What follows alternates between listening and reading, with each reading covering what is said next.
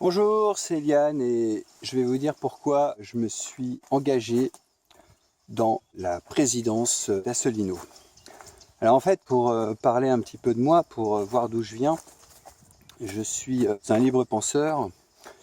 Je n'ai jamais adhéré à quelconque groupe ou parti que ce soit. Durant mon adolescence, j'ai cherché des repères. J'en ai jamais vraiment trouvé. Ça n'a pas empêché de m'intéresser à un grand nombre de choses, aux sciences, au commerce, à la psychologie, à différentes sciences humaines, un petit peu de mystique, un petit peu d'ésotérisme, un petit peu de religion. Et puis, j'avais beau chercher, je trouvais pas vraiment de point d'ancrage ou de résonance avec ce que je ressentais au fond de moi.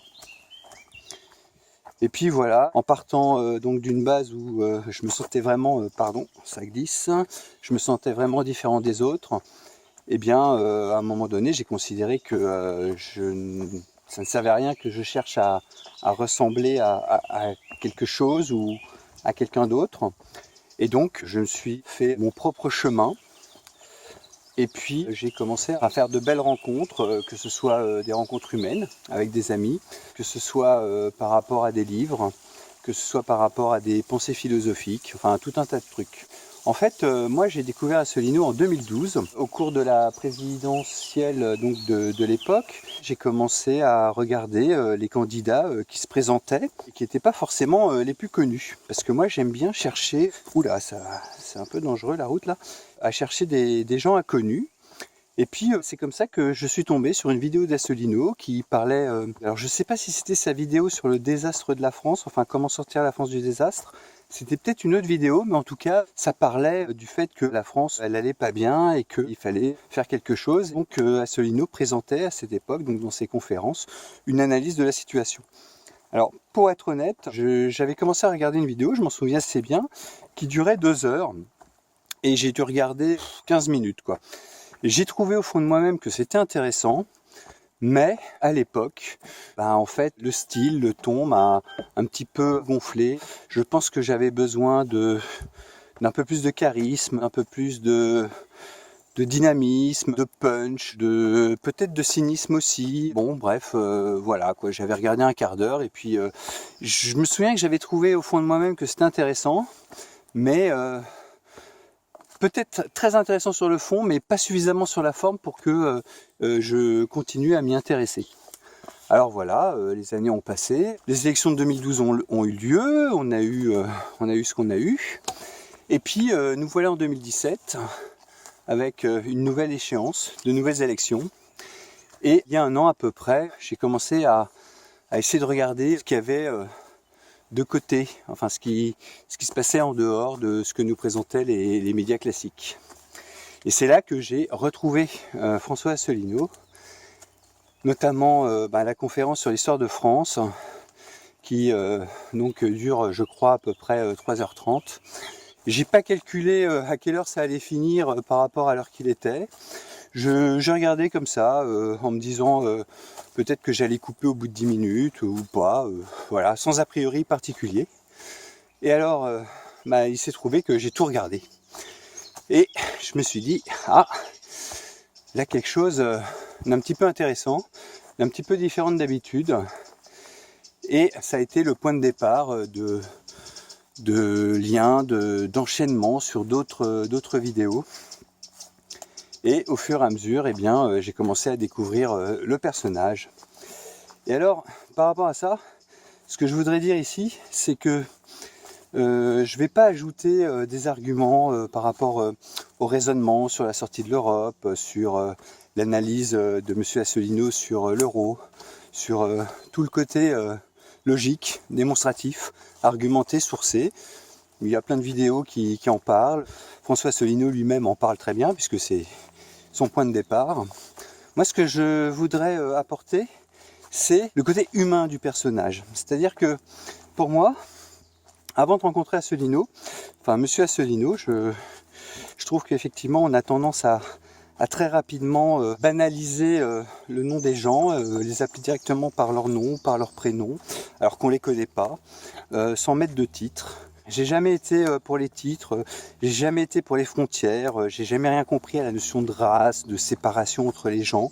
Moi j'ai des amis très divers, très variés, qui ont des parcours différents. Je m'attache pas en fait aux gens par rapport à un paraître ou même à un avoir. C'est plus un être, une façon d'être, des façons de raisonner qui font que on entre en résonance et puis on devient amis, ou pas d'ailleurs, mais en tout cas on a la possibilité, même si on n'est pas d'accord, de toujours avoir des discussions.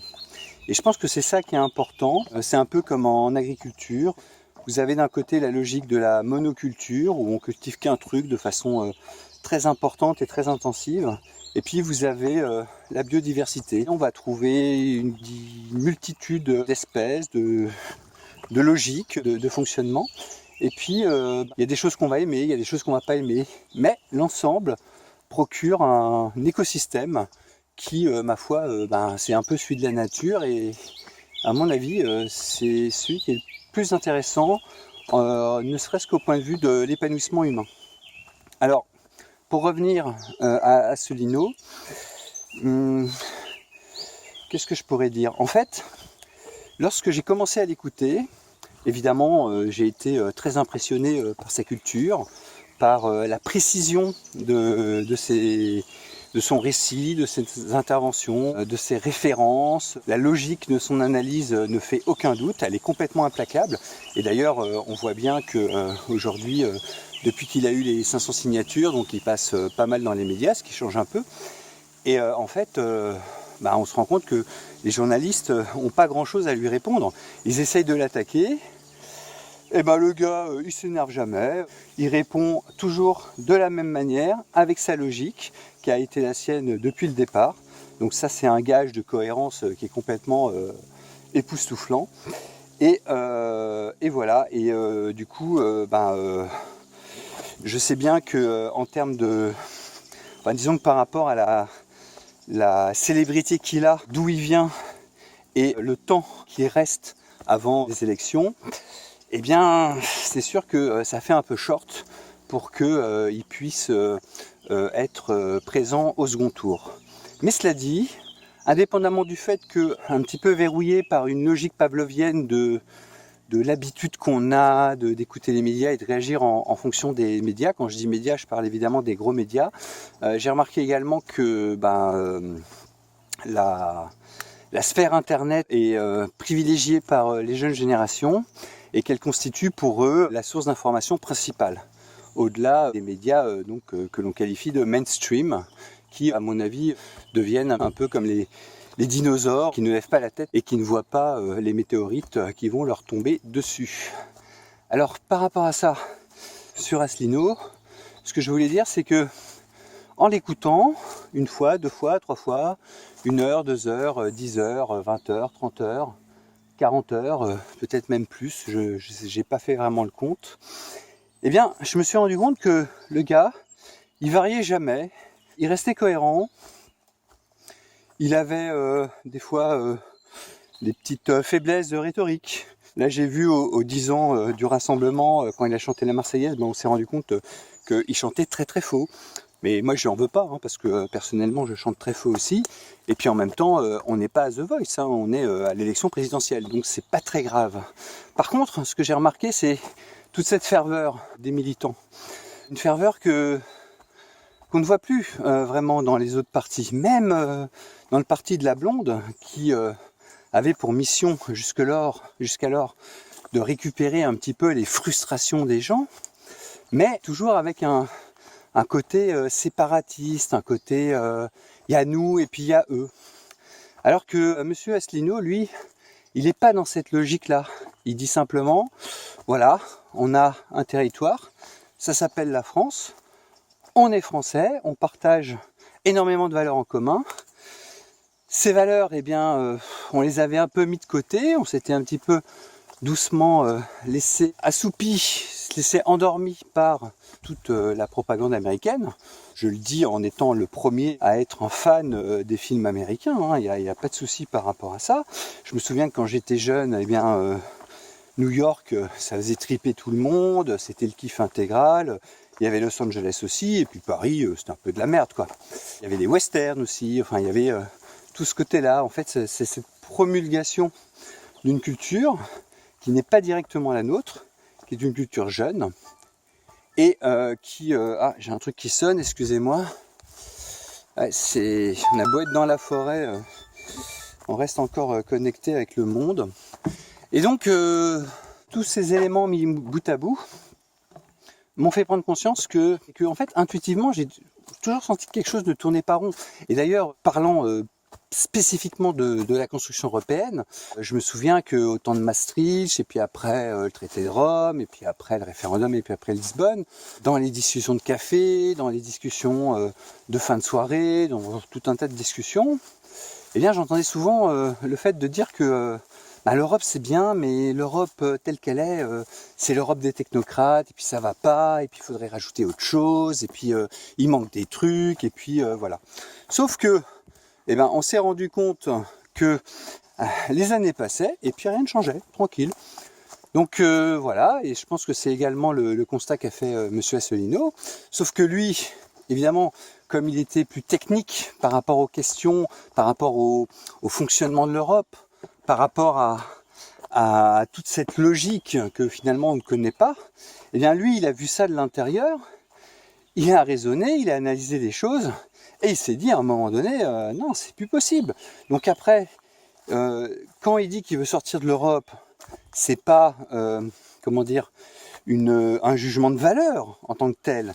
C'est pas, j'aime pas l'Europe, donc je veux en sortir. Ce qui pourrait être plus le cas d'autres partis, vous voyez. Lui, il a analysé les choses, et d'une façon très analytique, très logique, il s'est dit, bah en fait, on ne peut pas améliorer le truc. Ce n'est pas possible, ce n'est intrinsèquement pas possible. Donc du coup, eh bien, comme il n'a pas trouvé en politique des gens qui partageaient son point de vue, à un moment donné, il s'est senti certainement investi d'une mission. Il a eu un besoin, une pulsion de dire, eh ben moi je vais faire mon truc et je vais dire ce que j'ai trouvé. Et puis voilà, je vais prendre mon bâton de pèlerin et puis je vais y aller. Et donc, il y est allé, ça fait 10 ans. Première réunion, je crois qu'il avait récolté une quinzaine de parrainages, ou peut-être 40, je ne sais plus exactement le chiffre, mais en tout cas, c'était pas beaucoup. Et puis, il a continué, il a fait des conférences, des fois devant 3 personnes, des fois devant 10 personnes. Mais le mec, il a ça, et ben, pas de problème, il n'abandonne pas, il continue. Il met un pied après l'autre, toujours dans la même direction, parce qu'il y croit profondément, et il avance. Et aujourd'hui, eh bien, il est candidat à l'élection présidentielle. Il est entre guillemets la surprise des grands médias.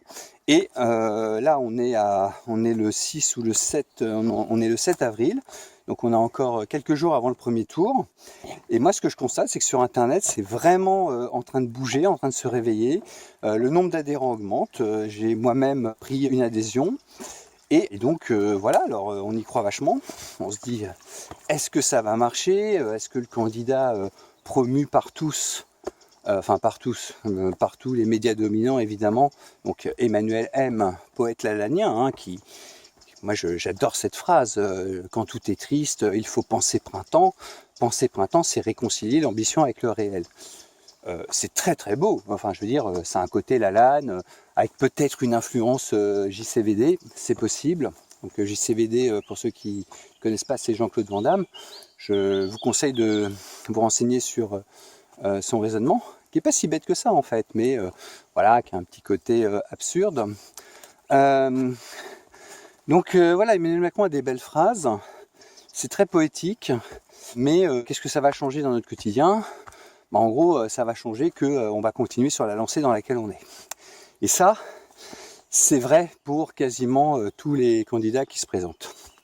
Alors évidemment, il y a aussi des candidats sincères comme Philippe Poutou, par exemple, ou Jean Lassalle, qui sont certainement très vrais dans leurs propos, mais par contre, à qui il manque une dimension, une épaisseur politique qui fait que même instinctivement, on ne pourrait pas leur confier les manettes.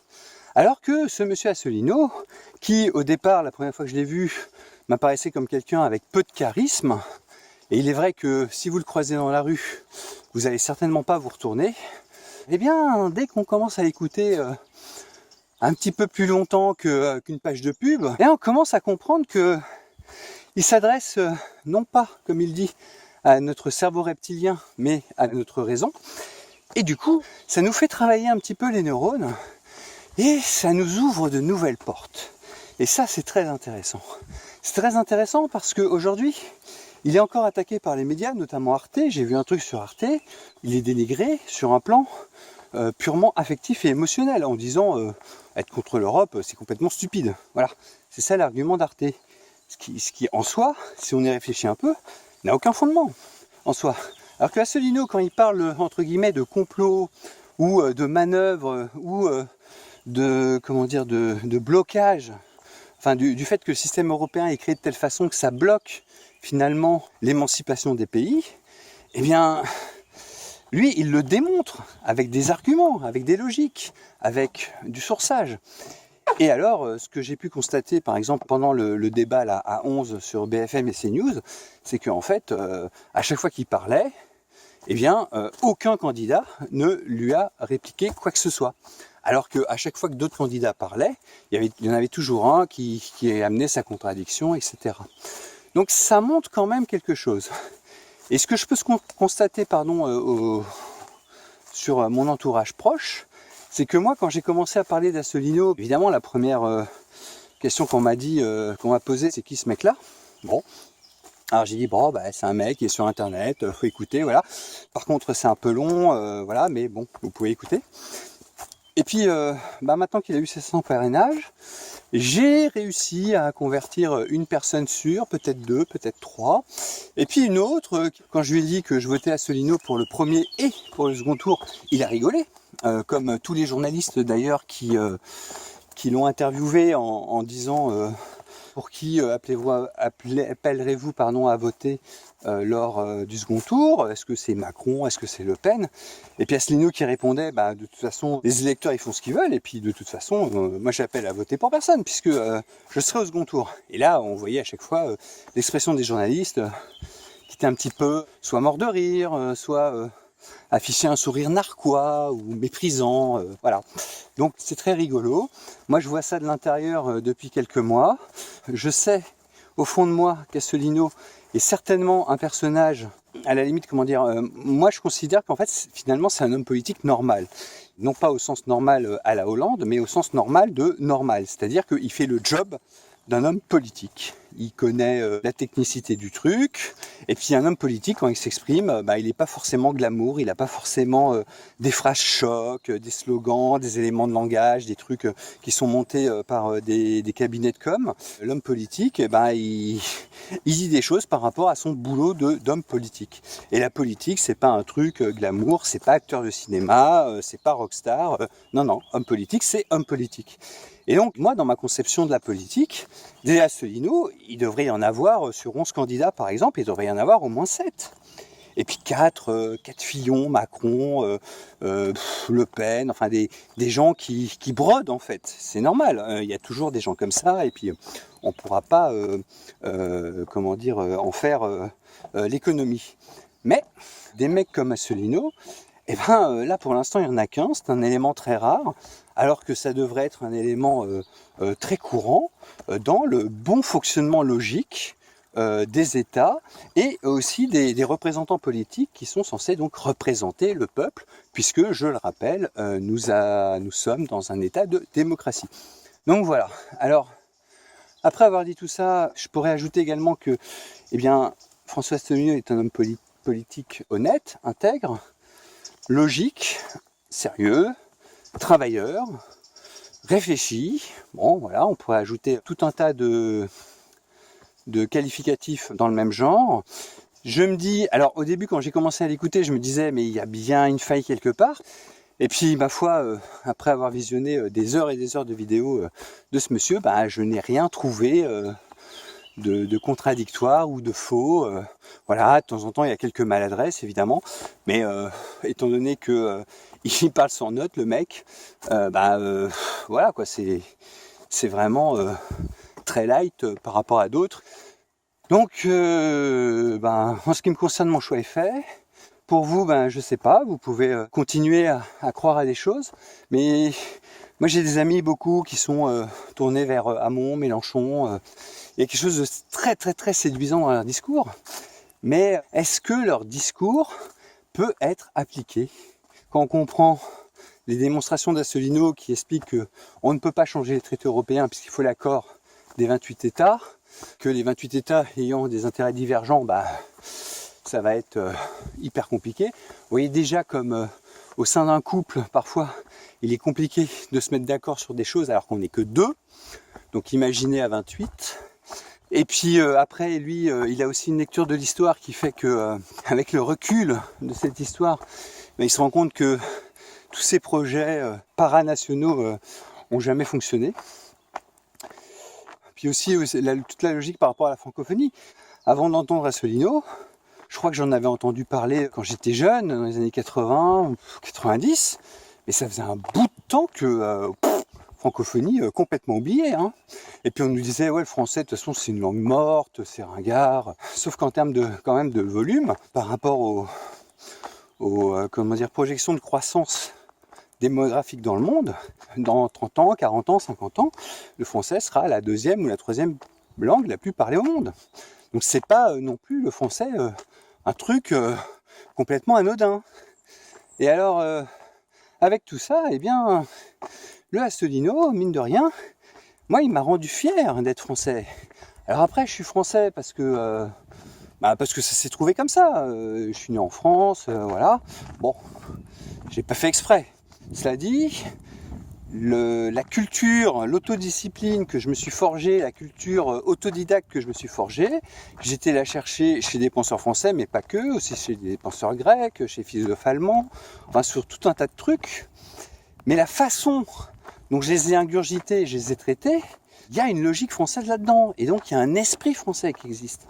Et donc cet esprit-là, la question à se poser, c'est de se dire, est-ce que on le dissout dans une espèce de magma qui n'a même pas de nom et qui en fait va devenir une espèce de sous-produit de culture anglo-saxonne américaine communautariste, parce que c'est de ça dont il s'agit, ou alors est-ce que l'on dit la France, elle a quand même un passé super imposant, elle a des penseurs qui ont influencé énormément de choses au niveau de la littérature, au niveau des arts, au niveau de la musique, au niveau de plein de trucs, et alors est-ce qu'on ne se battrait pas un petit peu pour préserver ça ?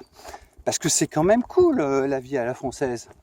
Je le dis en tant que Français évidemment, mais quand on voit le nombre de gens qui veulent entrer dans notre pays, on peut se dire quand même qu'il y a quelque chose qui les attire. Et donc ce quelque chose, la question c'est est-ce que on veut le voir disparaître ? Voilà. Vous avez des révolutions en Catalogne et les gens scandent dans les rues « We want a free Catalonia !» Et donc c'est-à-dire que ils veulent une indépendance régionale par rapport à l'Espagne, mais ils le revendiquent en anglais ou en américain. Et quelque part, il y a quelque chose de bizarre là-dedans. Vous voyez ? L'analyse qui dit que l'Europe veut détruire les nations, détruire les communes et proposer en fait des grosses régions et puis des espèces d'agglomérats de communes, ça c'est une réalité, c'est une vraie réalité. Donc la question qu'il faut se poser, c'est est-ce que je suis d'accord avec ce système, parce que je trouve que c'est cool, parce que pour moi c'est cool, ça va bien, j'aime bien le monde dans lequel je suis, ou alors est-ce que je dis, y avait-il pas avant un modèle français qui était plutôt pas mal et qui avait l'avantage peut-être de moins séparer les gens ?